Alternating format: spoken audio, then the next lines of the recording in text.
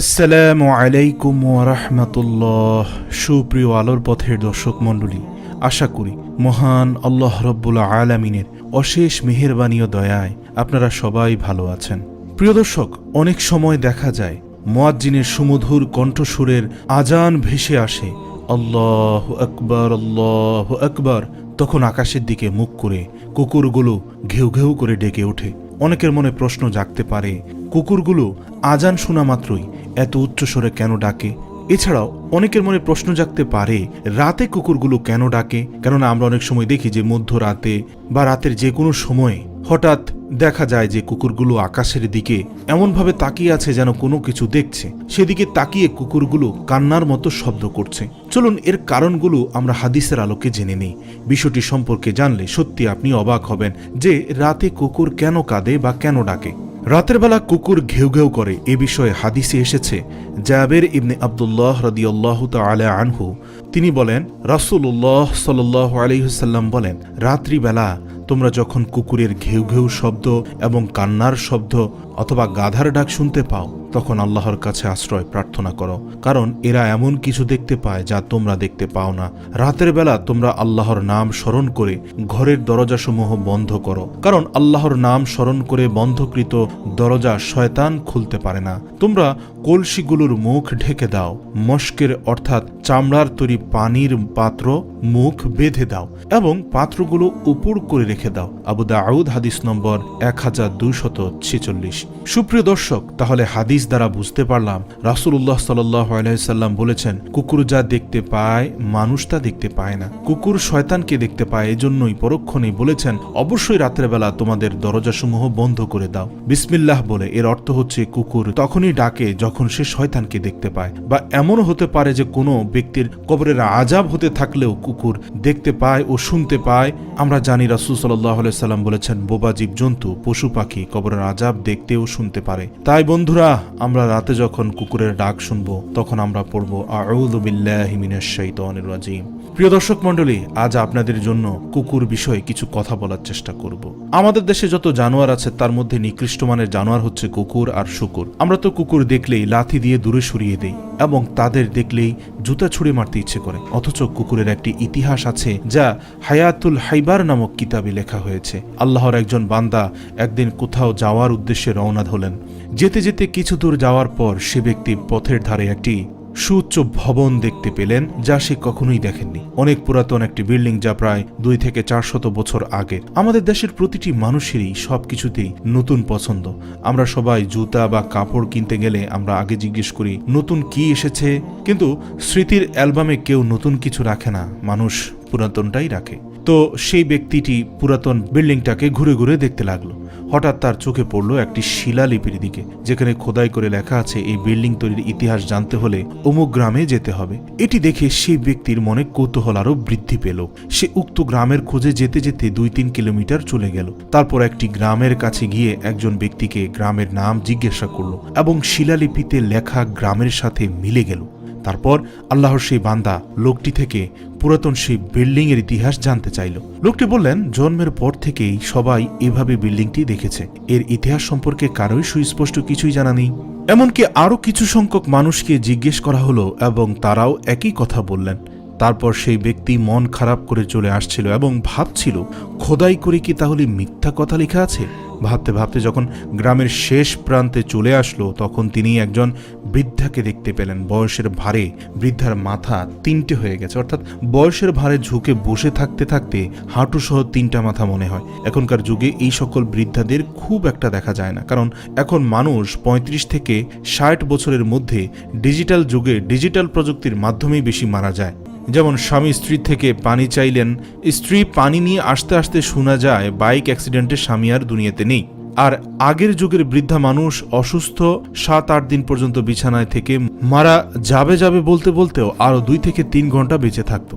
যাই হোক, সবই আল্লাহর হুকুম। তখন কেউ পানি দিত, কেউ দুধ দিত, কেউ ক্ষমা চাওয়ার সুযোগ পেত। তাছাড়া ক্ষমা চাওয়াটা একটি ভালো পদ্ধতি, কিন্তু হঠাৎ মৃত্যু ভালো না। রাসূল সাল্লাল্লাহু আলাইহি ওয়াসাল্লাম হঠাৎ মৃত্যু থেকে আল্লাহর কাছে পানা চেয়েছেন। তো যাই হোক, আল্লাহর সেই বান্দা বৃদ্ধার কাছে গেল এবং জিজ্ঞেস করলো, এই গ্রামের নামটি কি এটা? উত্তরে বৃদ্ধা বললেন, হ্যাঁ, কিন্তু তুমি কোথায় থেকে জানো এবং তুমি কোথায় থাকো?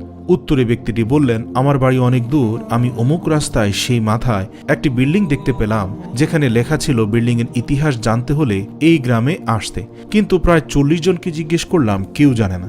বৃদ্ধা লোকটি মুচকি হাসি দিয়ে বললেন, তুমি কাদের জিজ্ঞাসা করেছ? উত্তরে ব্যক্তিটি বললেন, যুবকদের। বৃদ্ধা বললেন, তারা কিভাবে বলবে? আমার বয়স 200 বছর পার হয়ে গেছে, আমি তো নিজেই বিল্ডিং এর তৈরি দেখিনি, শুনেছি আমার দাদার কাছে। বৃদ্ধার কথা শুনে যুবকের মনে স্বস্তি ফিরে আসলো। যুবক ইতিহাস জানতে চাইলে বৃদ্ধা তাকে কাছে টেনে নিয়ে বলতে লাগলেন, এই রাস্তা দিয়ে আসার সময় যত গ্রাম মহল্লা জমি জামা তুমি দেখছো, সব জমি জামার মালিক ছিল একজন জমিদার। সেই জমিদারের অনেক চাকর বাকর ছিল, খাদেমের কোনো অভাব ছিল না। তবে জমিদারের স্মরণীয় বস্তুর ভিতর ছিল একটি পালিত কুকুর। কুকুরটি জমিদারকে সাংঘাতিক মহাব্বত করত। এক মুহূর্তের জন্য কুকুর জমিদারকে ছেড়ে যেত না। জমিদার যখন গোসল করত তখন কুকুরটি জমিদারের কাপড় পাহারা দিত। জমিদার যখন বাথরুমে যেত কুকুরটি বাথরুমের দরজার সামনে দাঁড়িয়ে থাকতো, এবং জমিদার যখন ঘুমাতে যেত তখন কুকুরটি তার ঘরের আশপাশ পাহারা দিত। একদিন জমিদারের এক ভিআইপি মহলে যাওয়ার কথা। জমিদার চিন্তা করতে লাগলেন, কুকুরটি আমাকে ছাড়া এক মুহূর্ত থাকতে পারে না, আমি ভিআইপি মহলে যাব, কুকুরটি আমার সাথে গেলে আমার মান সম্মান থাকবে না। এই জন্য সে বুদ্ধি করে একটি ঘরের ভিতরে ঢুকলো। কুকুর তার সাথে সাথে ঘরে ঢুকে গেলে চাকরদের বলে সেই ঘরের দরজা বন্ধ করে দিল, এবং তারপর কুকুরের গলায় শিকল লাগিয়ে দেওয়া হলো এবং শক্ত পিলারের সাথে বেঁধে রাখা হলো।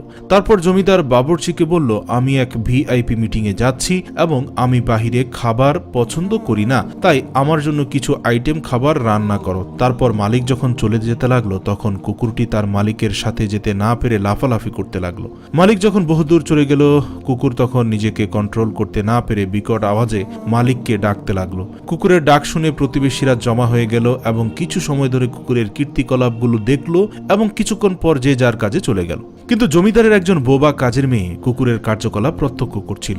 এ সময় বাবুর্চি খাবার তৈরি করে ওই ঘরে তাকের উপর রেখে গেল। ঘরের মধ্যে কেউ নেই, শুধু কুকুর আর বোবা মেয়েটি ছাড়া।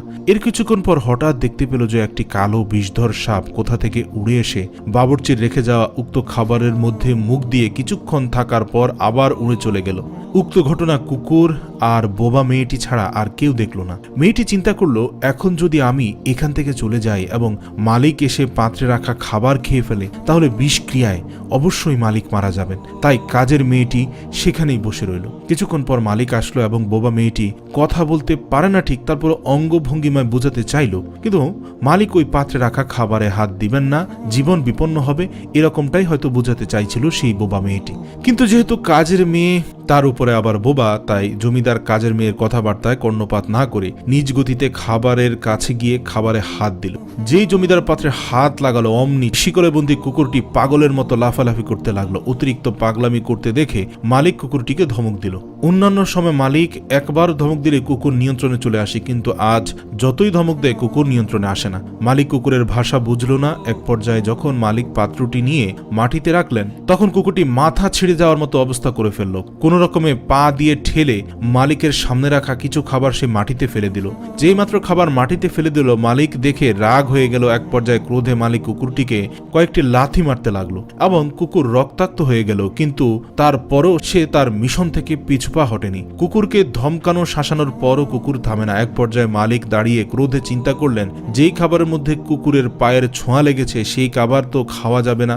কুকুর শুধু চিন্তা করেছে, যদি মালিক খাবারে মুখ দেয় তাহলে তো সে মালিককে আর বাঁচাতে পারবে না। কুকুর শুধু লাফালাফি করছে, মালিক যে তাকে লাথি মারছে, মালিক তার উপর অত্যাচার করছে, তার কর্মকাণ্ডে বিরক্ত, সেদিকে তার লক্ষ্য নেই। তাই মালিক চাকরদের বলল শিকল খুলে দিতে এবং তারা খুলে দিল। কুকুরের বাঁধন যখন খুলে দেওয়া হলো তৎক্ষণাৎ কুকুর খাবারে মুখ দিয়ে খাবার খেয়ে ফেলল। এটি দেখে মালিকের ক্রোধ আরও অধিক পরিমাণে বেড়ে গেল। মালিক দাঁড়িয়ে ক্রোধে ফসফস করতে লাগলো যেন কুকুরকে আজ মেরেই ফেলবে। মনে মনে প্রস্তুতি নিল আজ কুকুরটাকে আর রাখবো না। কিন্তু সে দেখতে পেল 2 মিনিটের মধ্যে তার নিজেকে মারতে হলো না, কুকুরটি নিজে থেকেই আস্তে আস্তে দুর্বল হয়ে গেল, মুখ দিয়ে ফেনা পড়তে লাগলো। এক পর্যায়ে জমিনে পড়ে গিয়ে হাত পা নাড়তে নাড়তে কুকুরটি শেষ নিঃশ্বাস ত্যাগ করলো। মালিকের মস্তিষ্ক তখন খুলে গেল, ব্যাপার কি, কুকুর খাবারে মুখ দেওয়ার পর এভাবে মারা গেল কেন? এর মধ্যেই সেই বোবা মেয়েটির দিকে মালিক মনোযোগী হলেন। জিজ্ঞাসা করলেন, কি হয়েছিল আমাকে তোর অঙ্গভঙ্গিমা দ্বারা বুঝিয়ে বল। তখন কাজের মেয়েটি, সেই বোবা মেয়েটি চোখের পানি ছেড়ে দিয়ে অঙ্গভঙ্গিমায় বোঝালো। ঘরের মধ্যে কেউ ছিল না, আমি আর কুকুর ছিলাম। আপনার বাবুর্চি খাবার তৈরি করে মুখ না ঢেকেই রেখে চলে গেল। আমরা নিজের চোখে দেখতে পেলাম উড়ন্ত একটি বিষধর সাপ এসে আপনার খাবারে বিষ ঢেলে চলে গেল। আমি চিন্তা করলাম, আমি যদি এখান থেকে চলে যাই, এমন অবস্থায় আপনি এসে যদি খাবারে মুখ দেন তাহলে আপনি বাঁচবেন না। এই জন্য সব কাজ ফেলে আমি আপনাকে সাবধান করার জন্য এখানে বসে রইলাম, কিন্তু আপনি তো আমার কোনো কথাই শুনলেন না, আমাকে উপেক্ষা করলেন। আমি অনেকভাবে আপনাকে বোঝাতে চেয়েছিলাম, যেহেতু আমার গলার স্বর নেই, কিন্তু আপনি বুঝতে পারেননি। এক পর্যায়ে যখন আপনি সেই বিষযুক্ত খাবারে হাত দিলেন, তখন আপনার সেই কুকুরটি নিজেকে নিয়ন্ত্রণ করতে পারছিল না। কুকুরটি বিভিন্নভাবে বোঝাতে চেয়েছে, মালিক ওখানে হাত দিয়েন না, ওখানে হাত দিয়েন না। তারপরও যখন আপনি খাওয়ার জন্য অগ্রসর হলেন, তখন কুকুরটি নিজের মাথা ছিঁড়ে যায় এমন অবস্থায় নিজের সাথে যুদ্ধ করে পায়ে ঠেলে কিছুটা খাবার ফেলে দিল। তারপর ওই কুকুরটি চিন্তা করলো, এখনো পাত্রের মধ্যে খাবার আছে, আমলিক খাবার, বিষাক্ত খাবার যদি খেয়ে ফেলে তাহলে মালিককে বাঁচানো যাবে না। কুকুরটি আপনাকে অনেক বোঝাতে চেয়েছিল, কিন্তু আপনি বুঝলেন না, তাই কুকুরটি নিজের জীবন দিয়ে বুঝিয়ে দিল, কিন্তু আপনার কোনো ক্ষতি সে হতে দিল না। প্রিয় দর্শক, আপনাদের কাছে জিজ্ঞাসা করতে চাই, কুকুর নিজের মালিককে বাঁচানোর জন্য নিজের জীবন বিসর্জন দেয়, অথচ মালিক কুকুরের জন্য খাবারের কোনো মেনু দেয় নাই, থাকার জন্য একটি সুন্দর ঘর দেয় নাই, এবং কুকুর নিজে জাগ্রত থেকে সারা রাত তার মালিককে পাহারা দিল। এবং যে মালিক কুকুরকে 2 দিন 3 দিন পর পর খাবার দিল, সে কুকুর যদি এমন মালিকের জন্য জীবন দেয়, তাহলে মুসলমান ভাইরা, আমাদের মালিক তো আমাদের জন্য খাবারের মেনু দিয়েছেন, আমাদের মালিক তো থাকার জন্য উন্নত বাসস্থান করেছেন। শুধু তাই নয়, কুকুর যদি নিজে রাত জেগে মালিককে পাহারাদারি করে, আমাদের মালিক তো রাত জেগে আমাদের জন্য পাহারাদারি করেন। আমাদের মালিক বলেন, লা তাখুযুহু সিনাতুন ওয়ালা নাউম, আমাকে কোনো নিদ্রাও স্পর্শ করে না। ও আমার বান্দাবান্দি, তোমরা রাতের বেলায় ঘুমিয়ে যাও, আমি একটা মুহূর্তের জন্য ঘুমাই না। আমি যদি ঘুমিয়ে যাই, এই মুহূর্তে আমার কোনো বান্দাবান্দি যদি মুসিবতের মধ্যে পড়ে এবং সে যদি আমাকে ডাক দেয়, তখন কে তাকে মুসিবত থেকে উদ্ধার করবে? আমি রব্বুল আলামিন, সর্বময় ক্ষমতার অধিকারী, প্রতিনিয়ত তোমাদের সাহায্য করি। আমি রহমান রাহিম, আমি সেই সৃষ্টিকর্তা যিনি নাপাক পানি থেকে তোমাদের সৃষ্টি করেছি। আমি সেই সৃষ্টিকর্তা, আমি সেখান থেকে তোমাদের সৃষ্টি করেছি যেখান থেকে তোমাদের কোনো অস্তিত্বই ছিল না। আমি আমার চোখের ভেতরে কখনো নিদ্রা আসতে দেই না। যে রব্বুল আলামিন আমাদের সহযোগিতার জন্য, আমাদের ভালোবাসায় সারা রাত দিন জেগে রইলেন, এমনই রহমান রহিম রব থেকে আমরা দূরে সরে গেলাম। শেষ পর্যন্ত যখন বোবা মেয়েটি থেকে জমিদার সব কথা জানলেন, জমিদার তখন চোখের পানি ছেড়ে অনেক সময় ধরে ক্রন্দন করলেন। জমিদারের পর ঘোষণা দিল, যে কুকুর তার জীবন বিসর্জন দিয়ে আমার জীবন রক্ষার চেষ্টা করলো, এই কুকুরের লাশ যেখানে সেখানে ফেলে দেওয়া যায় না। যত কোটি টাকা লাগে তার স্মৃতিচারণের জন্য রাস্তার ধারে একটি বিল্ডিং বানিয়ে দাও। এই বিল্ডিং এর ভেতরে কুকুরকে দাফন করা হবে, যাতে করে 100 বছর পর্যন্ত প্রভু ভক্ত কুকুরের স্মৃতি দুনিয়ায় টিকে থাকে। প্রিয় দর্শক, কুকুরের মালিক তো কুকুরের জন্য বিল্ডিং বানিয়েছেন, আমাদের মালিককে বাঁচানোর জন্য আমাদের জীবন দিতে হবে না। মালিকের দিন দুনিয়াতে টিকে রাখার জন্য প্রয়োজন হলে জীবন দিতে হবে, কিন্তু আমরা তো উদাসীন রয়ে গিয়েছি। আল্লাহ রব্বুল আলামিন আজকের এই পূর্ণ ঘটনাটি শুনে প্রত্যেকটি ভাই এবং বোনকে উপলব্ধি করে, এ থেকে শিক্ষা গ্রহণ করে জীবনের শেষ মুহূর্তটি পর্যন্ত রব্বিজুল জালালি ওয়াল ইকরাম এর উপর কৃতজ্ঞ আপাত মস্তক নত করে রাখার তৌফিক দান করুক। হে রব্বুল আলামিন, প্রতিনিয়ত যেন আমার ঘাড় আপনার নিকট নত থাকে। হে রব্বুল আলামিন, প্রতিনিয়ত যেন আমি আপনার শুকরগুজার বান্দাদের অন্তর্ভুক্ত হতে পারি। হে আল্লাহ, আপনি আপনার কৃতজ্ঞদের মাঝে আমাকে কবুল করে নিন, আমাদের সবাইকে কবুল করে নিন। আমিন। ওয়া আখির দাওয়ানা আনিল হামদুলিল্লাহি রাব্বিল আলামিন।